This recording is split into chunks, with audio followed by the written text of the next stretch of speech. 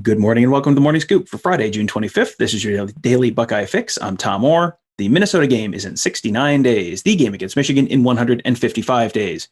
We've spent this whole month talking about recruiting and camps and the future of Ohio State football. We'll have an update on JT Tuimoloau a little later on in the show, so don't you worry. We're going to be talking about the future again in just a few minutes, but the present is pretty darn exciting as well. While we've been watching camps, some of the 2021 teams working out on other fields at the Woody, so we've kind of gotten some glimpses of them. But we also just got to look at what's going on inside the facility, courtesy of who else? Buckeye Scoop's Ultimate Insider, Nevada Buck. He just dropped a fantastic report on 6 names to know, 5 of whom were players who have jumped out, plus one big-name coach who nearly joined Ryan Day's staff this offseason. Nevada, let's start with Marvin Harrison Jr. He is someone who really stood out during the spring game, during some of the spring practices we got to watch as a potential immediate impact player. It sounds like that has continued since then as well. Yeah, Tom, thanks for having me on the show. Marvin Harrison Jr. has just been really, you remember we were talking about him before, when they were just going through workouts, and he was putting up just these obscene numbers in the weight room, which is just crazy for an incoming freshman, stronger than an NFL wide receiver in terms of the 225-pound reps. And so he is just well put together, and he went to the spring game, dominated, has been going through, summer 7-on-7 into the workouts, and in the descriptions from the guys inside the program are he's uncoverable. He's literally uncoverable, and he's so big and he's so strong, and he runs such precise routes that the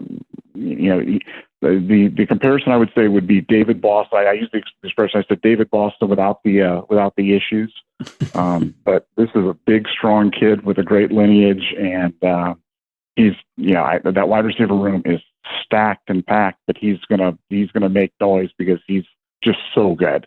So enjoy every minute that he's here.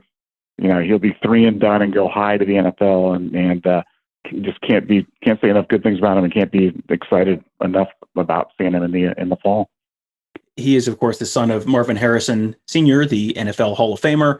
You wonder if being the son of an NFL player helps you out in terms of really being prepared and all of that for this kind of, the demands of college football. Like, you're coming in knowing really what goes into all of this. Because another guy that you mentioned who is also in that group of guys who are really impressive is another son of an NFL player, Tron Vincent. His dad, of course, was Troy Vincent, the longtime player. He came in as a 5-star prospect, got on the field a bunch as a freshman, had a sack in the Big Ten championship game against Northwestern, and then has had injury issues. It sounds like he's healthy now. And like this may be the year it all kind of comes together for him.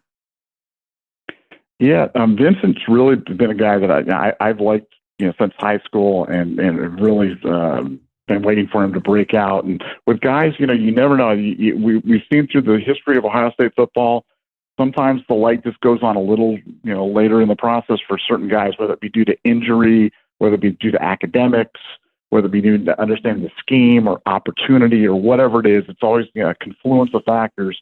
But it seems like it's led to this point where now he looks tremendous in conditioning, and you can always tell when you talk to the other guys. In fact, the other guys just say, "Hey, who's standing out to you? Who's going to be that guy that's going to take that next step forward and really be that impact player that maybe we haven't seen before?" And Tron Vincent's the name that's the first off the lips of a lot of guys on the defensive side of the ball. He's been tremendous, all spring, all summer, and I'm expecting big things out of him in the fall, and I think he's going to really solidify an interior defensive line, in a spot that we really need him to. Someone he's probably going up against to get a bunch in practice is Harry Miller, offensive lineman. Had an up and down first year as a starter, which is honestly like really common for a first-time starter in the offensive line, especially for a guy who's just a true sophomore. That is a very common, like, come in, start a little slow, look a little rocky, and then it kind of falls into place later. It sounds like now, as a third-year guy, returning starter, he is like a totally different player this year. Yeah, Harry. I don't know if I've ever said this before. I think Harry's problem, or one of his challenges, has been that he's just too smart. He's like so high functioning and so intelligent and so aware that I think he got a little consumed about what other people were saying about him. He kind of got drug into that social media world and reading comments and as we all know, that world can sometimes be a little mean. Mm-hmm. And I think you combine that where he was dealing with a labrum issue, and that caused him to reach a little bit more. And when you do that, you get some holding penalties, and then the comments pile up, and it kind of cycles on down. I mean, it was bad for him. The social media thing had really become a thing for him, and he's basically quit social media. He's all about football right now, and he looks like a different kid. You can just see the gleam in his eyes back. He's healthy. He's looking good. He looks every bit of the 5-star player that we thought he'd be. And I think he's going to have a tremendous year for Ohio State. And it couldn't happen to a better kid in a better family here. He's always been one of my favorites, and I think he's going to have a great year for us. And before I let you go, I wanted to also ask you about how close Ryan Day came to adding Dean Pease to his staff. If people are wondering, like, why does that name sound familiar? He was Nick Saban's defensive coordinator at Michigan State in the mid-'90s, head coach at Kent State from 98 to 2003, and then was an assistant under Bill Belichick with the Patriots for a number of years and has hopped to a couple other NFL teams since then. But, Nick Saban experience and Bill Belichick experience for a defensive assistant, that's all probably pretty good for the old resume. He's one of the most respected defensive minds in the game. It sounds like he was also very close to joining Ryan Day's staff this offseason. Yeah, Day is really, I think the hallmark of the great coaches is they learn from the other great coaches and do what they're doing. And, if you look at what, one of the many, many, many things that Nick Saban has done is gone out and really aggressively filled those analyst positions, those non-recruiting, kind of consultants.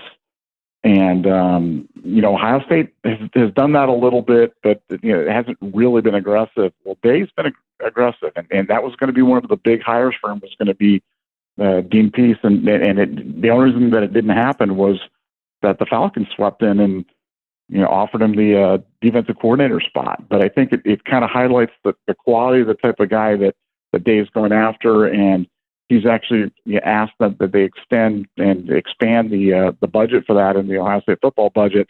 So I think you're going to see more and more big names come on in those analyst roles for Ryan Day as he tries to kind of increase the brain power around the OSU coaching staff, and that's certainly an exciting development.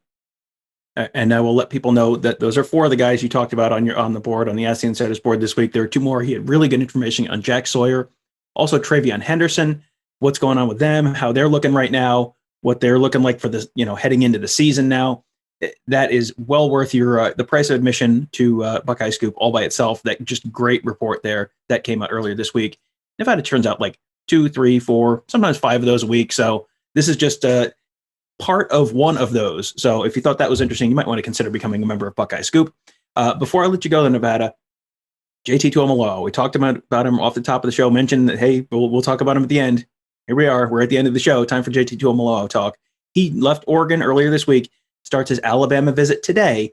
What are you hearing about where things stand with JT Tuimoloau right now heading into that Alabama visit? Well, I think the interesting thing that I got is, I've got a really great contact on the Oregon staff. And coming out of the Oregon visit, you're always kind of wondering where things are standing or how it went. And when I talked to my Oregon contact, he told me he doesn't think they're in it.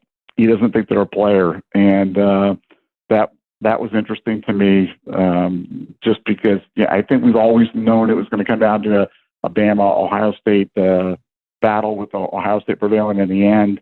But, some people have talked about Oregon. And again, you never say never in recruiting, but I can tell you for 100% fact, the Oregon staff does not feel good about where they sit with things coming out of the visit. They didn't get the vibe that he was leaning forward, or that he was in a buying mode from what they were selling. And so, look, he could end up there, but that would be a surprise to them, and coaches usually know.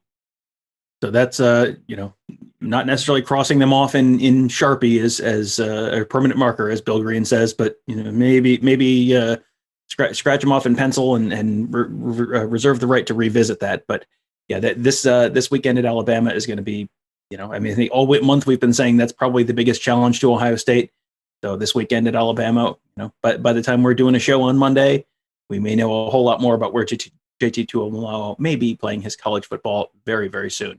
So Nevada, really appreciate you joining me. Thank you so much. And make sure you check out our Ask the Insiders board, where Nevada is just churning out incredible content constantly, as are Mark Givler, Mick Walker, Bill Green, Alex Gleitman, Tony Gerdeman, Ross Fulton, but Dominique Smith.